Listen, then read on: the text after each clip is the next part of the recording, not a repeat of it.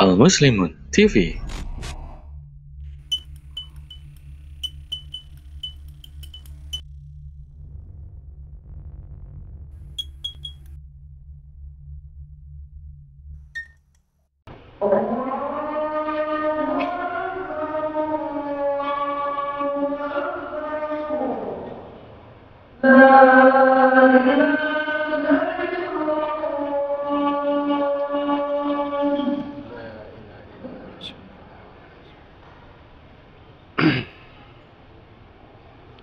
طيب بسم الله.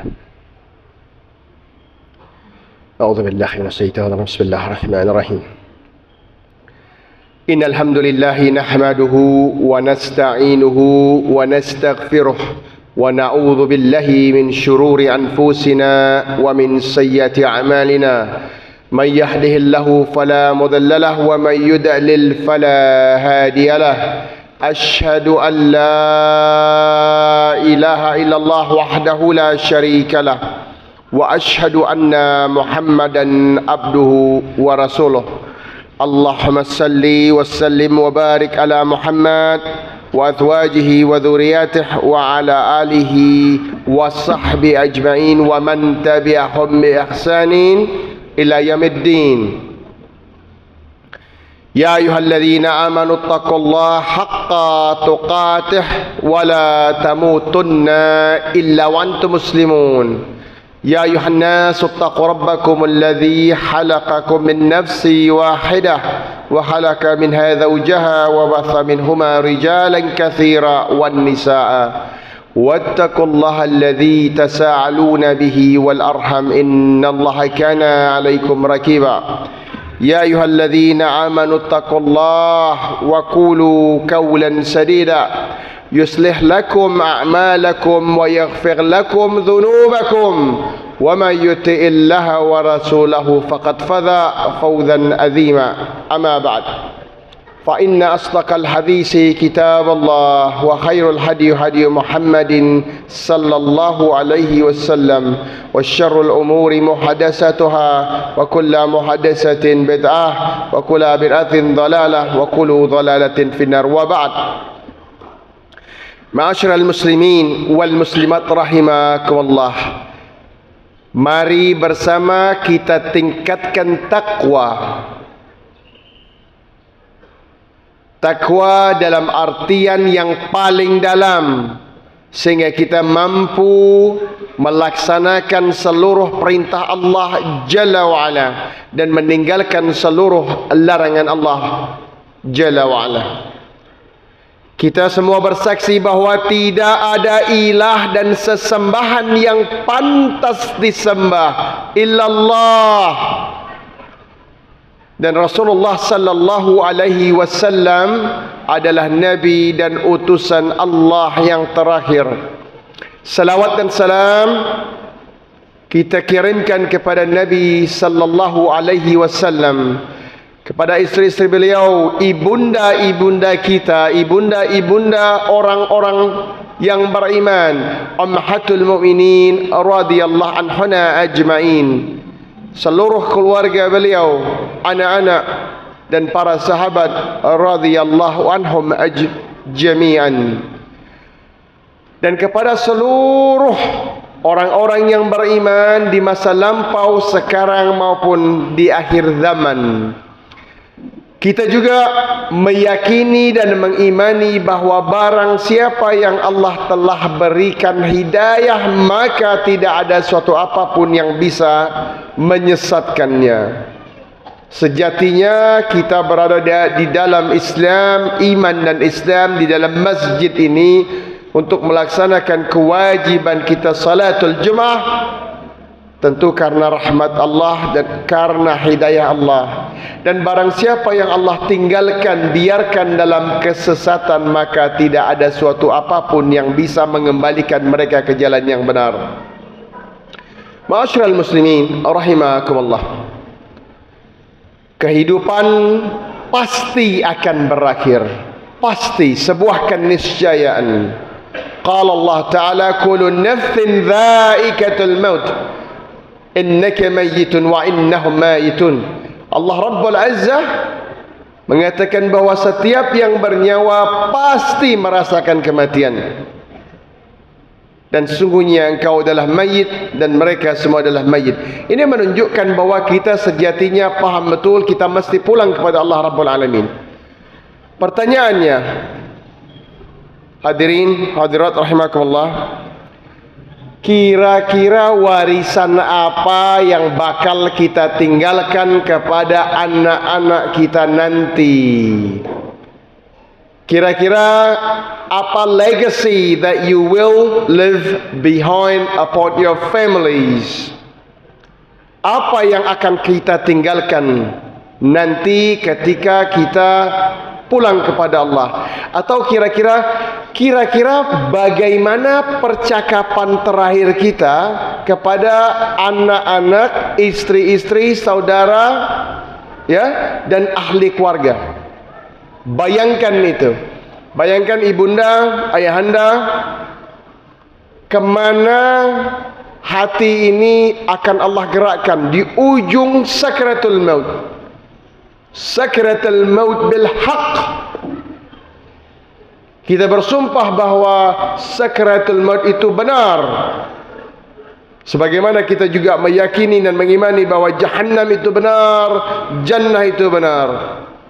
Right? Ambil pelajaran dari orang-orang yang telah berhasil.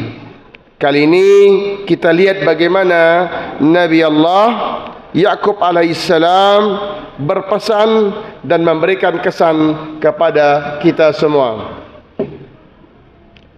Ketika Yaqub alaihissalam berada di atas pembaringan terakhirnya, apa yang ditanya oleh Yaqub alaihissalam? Adakah dia bertanya, nak, seberapa kuat fisikmu, nak? Seberapa tinggi ilmu pendidikan dunia yang kau gunakan sebagai bekal hidup? Ini kebaikan. Wallahualadzim, ini kebaikan. Tapi ada yang lebih utama. Atau adakah Yaqub alaihissalam bertanya tentang, nak, bagaimana dengan harta bendamu? Walaupun ini kebaikan juga, ya, tapi ini kita bicara yang paling utama, percakapan terakhir. Yaqub alaihissalam bertanya kepada anak-anaknya yang kita tahu jumlahnya belasan. Apa kata Yaqub alaihissalam? Ma ta'buduna min ba'di. Ya Rabb, ya Rabb. Terbayang hati ini ketika kita di atas pembaringan dan akan pulang kepada Allah. Nak, my sons, my daughters, anak-anakku, laki-laki, perempuan, ma ta'buduna min ba'di. Who will you worship upon my death? Siapa yang akan kalian sembah sepeninggalku, nak? Siapa yang akan kalian sembah? Adakah kalian akan berada di atas kalimatul tauhid dan menihilkan, mengabaikan, mengenolkan seluruh ilah-ilah lain, sembahan lain selain Allah Rabbul Alamin? Ya Rabb. Dan Yaqub alaihissalam mendapat jawaban yang luar biasa. Qalu na'buduna ilahaka wa ilaha abaik Ibrahim wa Ismail wa Ishaq ilahan wahidah wa nahnu lahu muslimun. Jadi anak-anak Nabi Allah Yaqub alaihissalam mengatakan, kami akan menyembah Tuhan yang kau sembah. Tuhannya kakek kami, kakek Ibrahim, kakek Ismail, dan kakek Ishaq.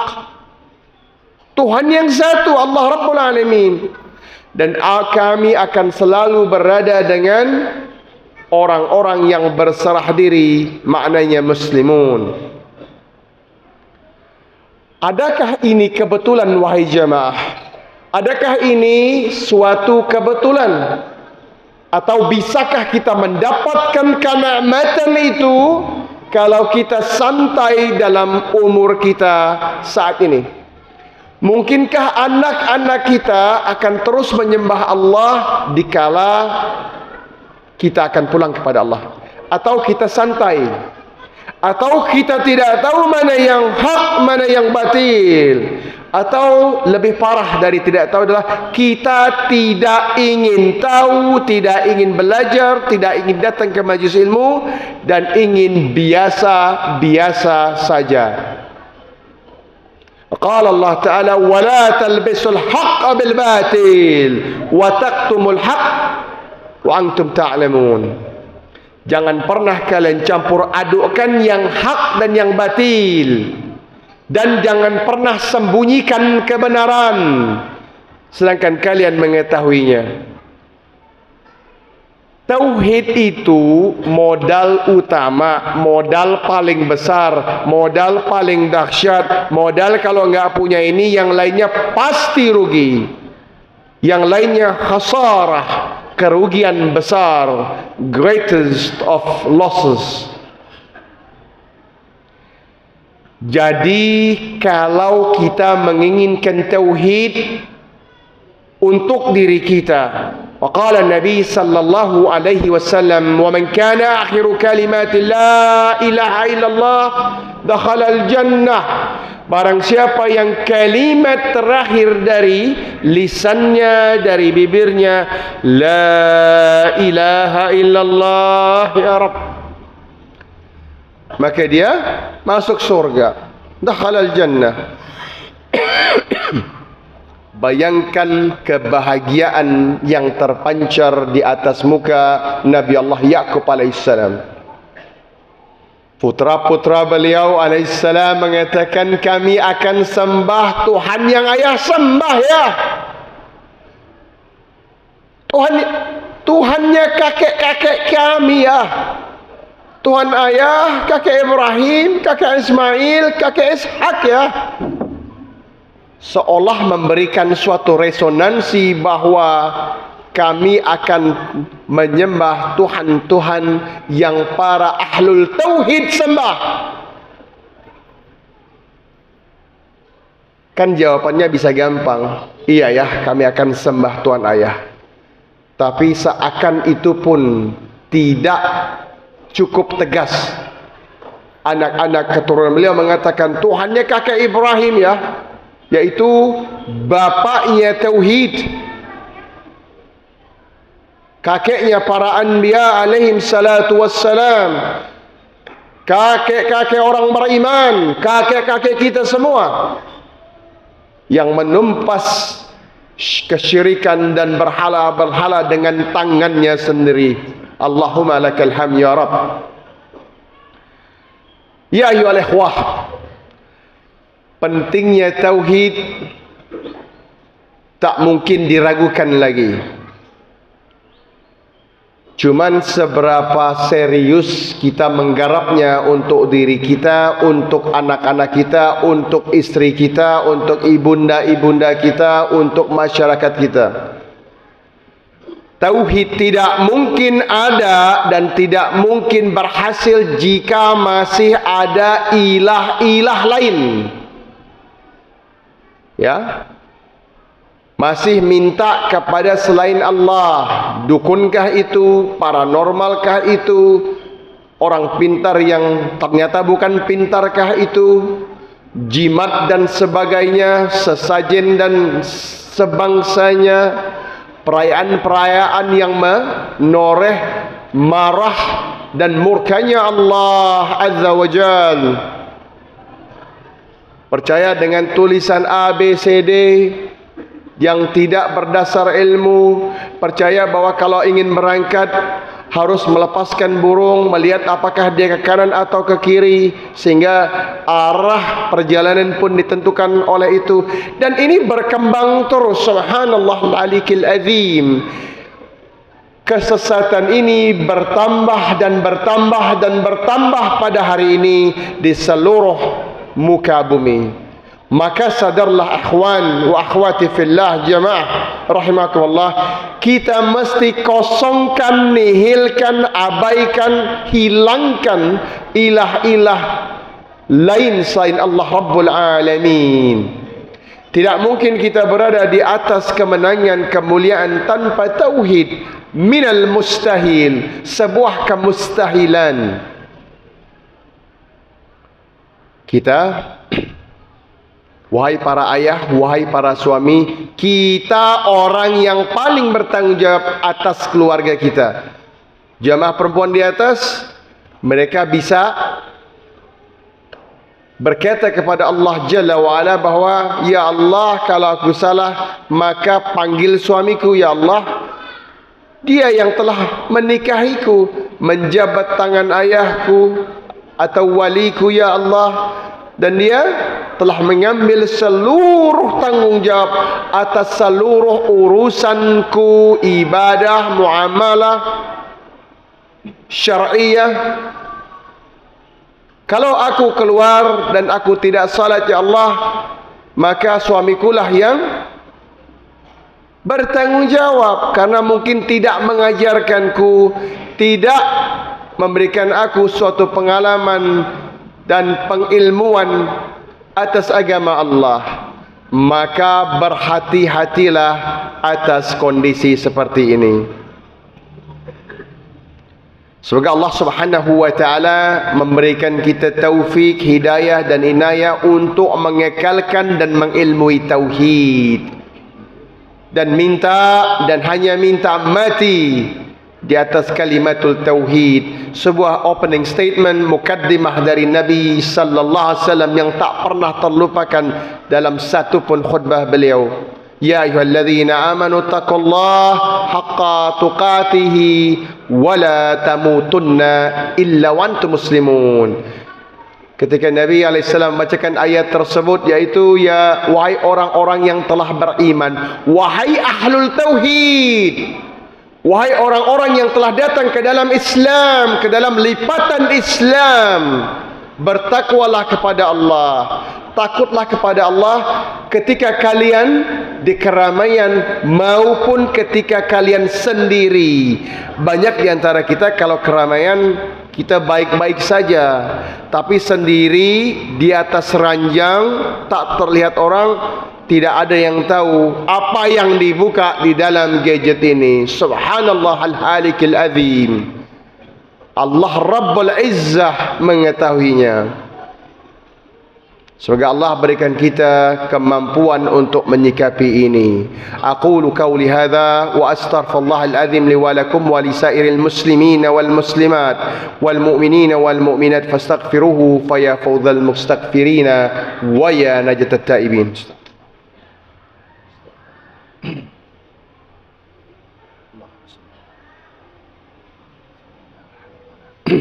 A'udzu billah. Bismillah. Alhamdulillah hamdan katsiran tayyiban mubarakan fih mubarakan alayhi kama yuhibbu rabbuna wa yarda. Allahumma salli ala Muhammad wa ala ali Muhammad kama sallaita ala Ibrahim wa ala ali Ibrahim. Amma ba'd.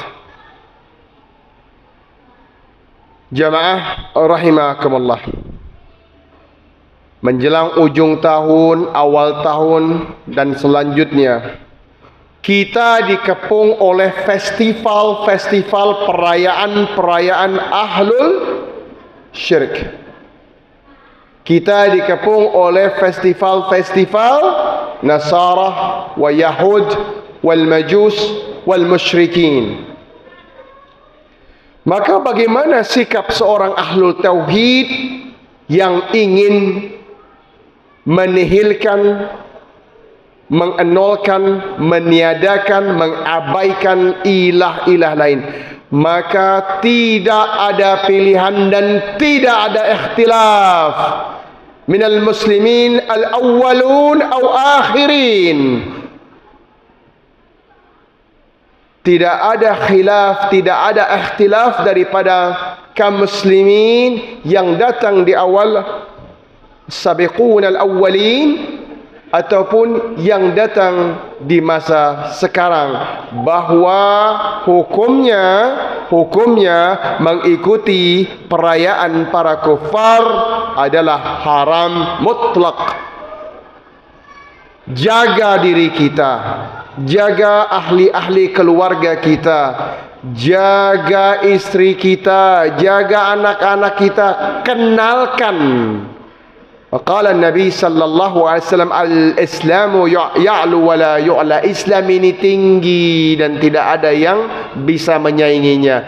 Bagaimana mungkin seorang mukmin yang bangga atas Islamnya ingin ikut serta atas perayaan-perayaan yang bukan milik kita? Bukan itu yang namanya toleransi. Toleransi itu setiap orang bebas melaksanakan keyakinannya masing-masing. Dan al-Islam adalah agama terdepan yang masalah menjunjung hak toleransi. Dalam 800 tahun khilafah Islamiyah, kita terbentang dari Islamic Spain, Spanyol Islam, menuju Pakistan, Khorasan. 800 tahun, 200 tahun pertama, kita kaum muslimin cuma 5% dari seluruh penduduk yang ada di kawasan yang dijaga, dikhalifahi oleh kaum muslimin. 5% ya ikhwan wa akhwati fillah, 5% ibunda. Selebihnya orang-orang yang belum berislam. Kalaulah Islam ini tidak toleran, maka sudah pasti mereka dihabisi. Maka sudah pasti mereka tidak ada lagi hari ini. Bukankah itu analisanya? Kita berkuasa, kita habisi, maka tidak akan ada lagi anaknya, tidak ada lagi cucu. Tapi Allah Rabbul Alamin tidak membenarkan kita melakukan itu. Tapi itu semua terkadang tidak terpancar dan tidak menjadi bahan pelajaran hari ini. Dan seseorang yang tidak ingin ikut serta dalam perayaan, misalnya Natal, misalnya urusan agama-agama lain, kita dianggap tidak toleran. Wallahul ini dusta. Hadza kadzab. Ini pendustaan. Ini kebohongan. Kita tidak mungkin lisan ini mengatakan selamat kepada orang yang mengatakan Allah telah lahir. Haram hukumnya. Laqad kafara alladziina qalu. Allah mengatakan maka telah kafirlah mereka yang mengatakan Allah itu Isa putra Maryam. Subhanallah. A'udzubillah. A'udzubillah. A'udzubillah. Ini bukan main-main, ini bukan perbedaan fiqh. Ini bukan perbedaan fikih, ini bukan perbedaan fiqh. Tapi ini akidah, dan semulia-mulia akidah adalah tauhid. Inilah semulia-mulia ilmu. Maka ketika tauhidnya bermasalah, seluruh urusan agamanya bermasalah. Jangan ragu atas kebenaran. Beradalah on your standing position. Berdiri tegaklah dengan sikap yang benar. Islamlah pionir, pendahulunya toleransi dalam arti yang benar. 5%, bayangkan 5% saja. Jadi 200 tahun pertama mereka terpukau atas akhlak dan tauhid dan al-Islam, sehingga kemudian mereka masuk Islam. Jadi hari ini jadilah agen dakwah. Ceritakan kepada teman-teman kita, saudara-saudari kita yang mungkin belum berislam, jiran, teman kerja, izinkan aku menceritakan kepadamu walau 1 menit tentang Islam. Ma makna Islam bil Quran was sunnah. Apa makna Islam dan arti Islam sesuai dengan Quran dan Sunnah, bukan seperti yang digambarkan oleh global media atau narasi-narasi media global yang tidak mendasarkan narasinya di atas kebenaran. Wallahal azim, uqsam billah, kita semua akan ditanya tentang ketauhidan kita. Ini satu di antara 3 pertanyaan besar di dalam kubur kita nanti kelak. Perhatikan dan persiapkan jawaban itu hari ini. Tidak perlu kita ikut-ikutan, apalagi menyelamati. Tidak perlu dan haram mutlak hukumnya untuk melakukan itu. Tidak ada ikhtilaf. Ini bukan masalah al-ikhtilaf. Ini bukan al-ikhtilaf al-ijtihadiyah. Tidak. La. Hadza aqidatus sunnah. Inilah akidah sunnah. Ahlus sunnah wal jamaah. Tidak ada satu orang pun di antara para sahabat wasahabiyah radhiyallahu anhum ajmain jami'an yang punyai pandangan berbeda. Tidak juga seorang tabi'in rahimahumullah jami'an. Tidak juga tabi'ut tabi'in rahimahumullah ajmain. Tidak juga Imam Abu Hanifah rahimahullah. Tidak juga Imam Malik rahimahullah. Tidak juga Imam Syafi'i rahimahullah. Dan tidak juga Imam Ahmad ibn Hanbal rahimahullah. Tidak ada. Ini hanya fenomena barusan. Ini hanyalah fenomena kemarin sore. Di atas ketidakhadirannya ilmu, di atas kemalasan, di atas kejahilan dan kebodohan. Maka tinggalkan praktek itu, bertaubatlah kepada Allah dan minta kepada Allah agar kita menjadi mukmin yang qawi, yang kuat. Wa qala an-nabi sallallahu alaihi wasallam, al-mu'minin qawi khairun wa habbu ila Allah min al-mu'minin dhaif. Orang-orang beriman yang kuat, yang pintar, yang cerdas, yang kuat badannya, banyak hartanya, lebih baik dan lebih dicintai Allah daripada yang lemah, walaupun di dalam yang lemah ada kebaikan. Setiap diri, kalau ini hadis, maka setiap orang pasti bisa kuat. Tidak mungkin hadis memilih kasih. Laisa minal Islam, itu bukanlah dari Islam kalau demikian pemahamannya. Setiap kita bisa kuat baca Quran, bisa kuat menghafal hadis, bisa kuat menjaga istri dan anak-anak, bisa kuat dalam urusan tijarah dan urusan perniagaan, bisa kuat dalam urusan fisik. Semua kita bisa dan harus berusaha mencari kekuatan itu. Dan tidak mungkin seorang mukmin yang kuat ingin menggadai agamanya dan tauhidnya. Al-Imam An-Nawawi rahimahullah ta'ala, beliau mengatakan Riyadhus Shalihin, dulu di jalanan Madinah, orang-orang mukmin itu berjalan di tengah-tengah dengan badan yang tegap, tidak menunduk-nunduk sebagaimana kita lihat hari ini. Subhanallah al-halikil azim. Dengan tegas, dengan gagah, minar rijal, laksananya laki-laki yang Rasulullah SAW ajarkan kepada kita. Lihat bagaimana Nabi SAW berjalan, seolah-olah dengan jalan yang cepat. Dalam hadis yang sahih, seolah seorang menurunin sebuah bukit. Jadi jalannya begitu cepat, bukanlah pelan, bukanlah malas, bukanlah menunduk-nunduk, seolah tak berizzah. Al-Imam An-Nawawi mengatakan bahawa yang meper-meper ke kiri adalah orang-orang yang belum beriman. Lihat hari ini di mana kita berada. Kita dijajah, saudara-saudari kita di Palestin. Ya Rabb, ya Rabbul Alamin, berderai air mata kita, terbelah hati kita ya Rabb atas keadaan ini. Maka pastikan dalam sujud-sujud kita, doakan kaum muslimin fi kulli makan. Ini ada kiblat kita, ini ada Al-Aqsa Asy-Syarif, kiblat kita. Tak mungkin tergantikan. Izzah kita, kehormatan kita, kemuliaan kita. Ini isu akidah. Ini masalah al-aqidah yang tak mungkin kita mundur darinya. Di ujung-ujung tasyahud kita jangan terburu-buru untuk melakukan salam atau taslim.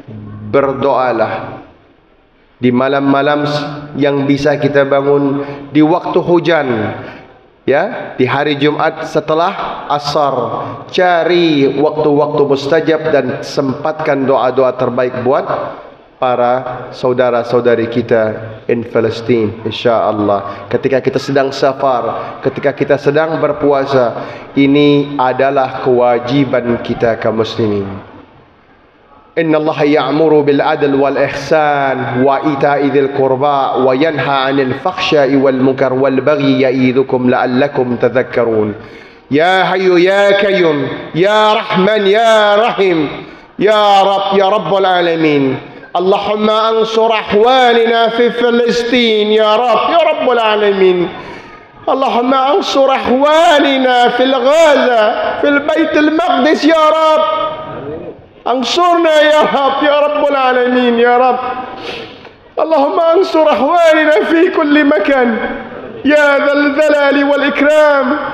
اللهم احفظ لي مسجد الاقصى يا رب من عدوان المعتدين اليهود الغاسمين يا رب.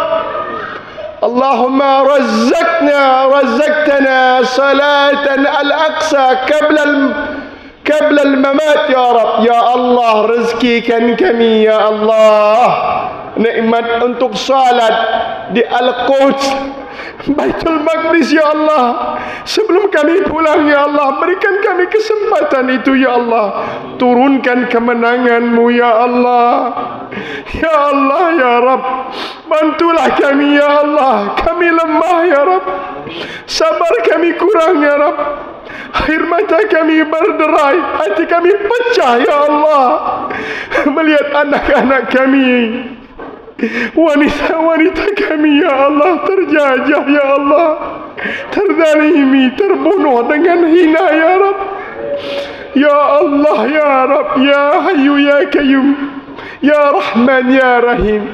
Rabbana atina min ladunka rahmah wa hayyi' lana min amrina rashada.